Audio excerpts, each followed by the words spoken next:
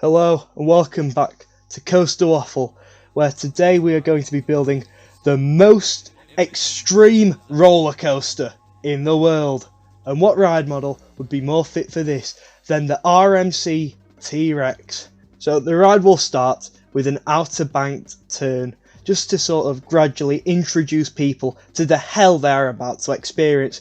And then you will have a little speed bump just as a small pop of airtime before the actual ride begins. Now it's time to create the 500-foot lift hill.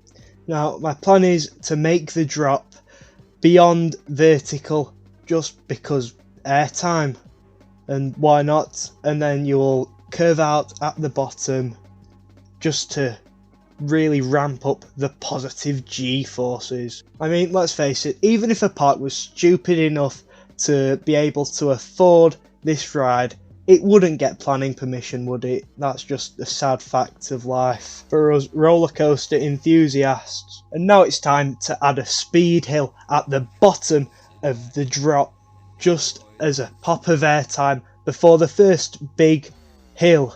So we need to do some test runs of this just to make sure it looks legal. However, I think that speed hill could do with some reprofiling. We want this to be rideable and not exceed the G-force limits. So after that, what we're going to do is we're going to add a massive airtime hill, because who doesn't love ejector airtime? Well, I'm sure there are a few awkward people, but most of us all loved good sustained ejector. By the look of it, that is what this hill will provide the rider. Now we must expertly profile the pullout so it doesn't kill people with positive G-forces. I mean, it is already very clear that when this is built, this will be one of the most extreme and one of the best roller coasters in the world. However, again, it is unfortunate that no one will ever be stupid enough to hire me as a roller coaster designer, and I will never be able to bring this ride to the real world. And what I have just created is an overbanked turn, which, to be honest, is a bit of a filler element. However, the next element is definitely not filler, and this is of course the RMC trademark 0G stall. I mean, this element would definitely provide some of the best hang time of any roller coaster that has ever existed, and that includes the S&S Screaming Squirrel roller coaster.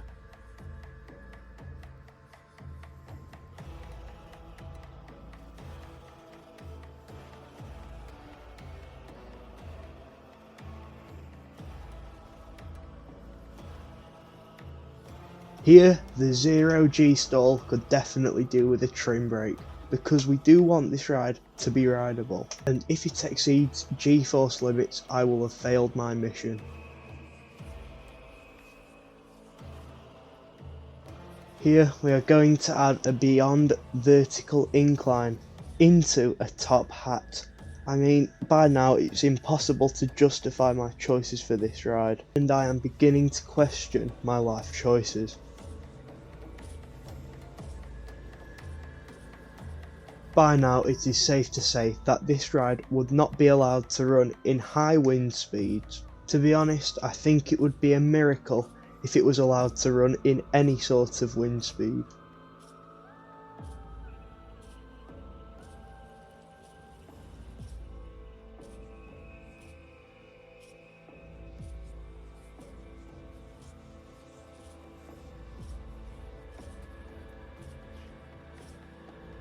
Now, it's quite unsurprising that the roller coaster will not even make it over this hill.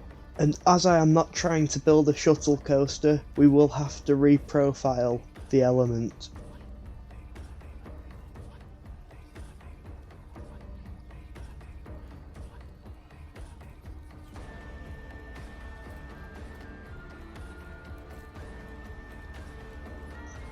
And this time it will make it over the summit of the top hat.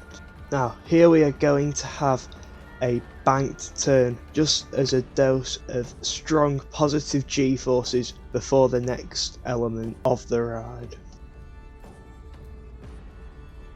And here you transition into a very badly profiled 0G roll.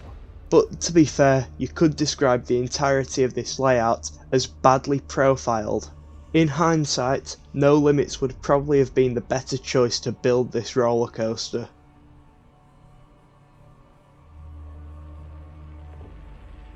Now, I can't even tell you what the next element. I think I was trying to create the Steel Vengeance transition into the mid-course brake run because it seemed like a good idea at the time.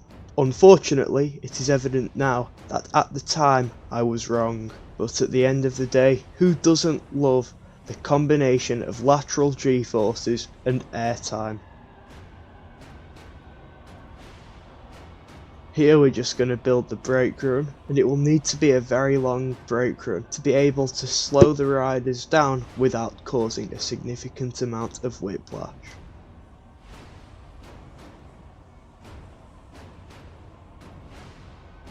Now the ride will transition into what I'm going to call the sick finale.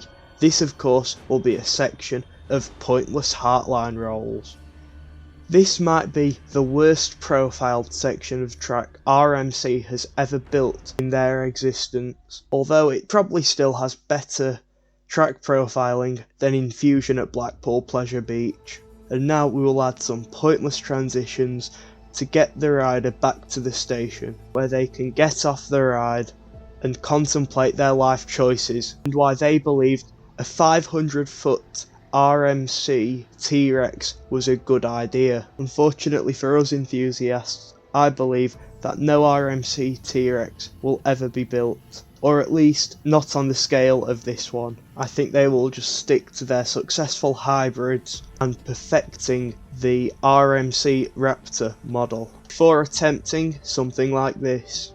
And now construction of the ride is complete, and it is time for the POV you have all been waiting for, unless you have skipped to the end of the video. If you have watched this whole video, make sure to smash a like on the video and subscribe with notifications turned on so you never miss another waffle ever again. Make sure to comment down below what you think of this ride and what ride you want to see built in this series. I will leave you to enjoy the POV. Thank you for watching and goodbye.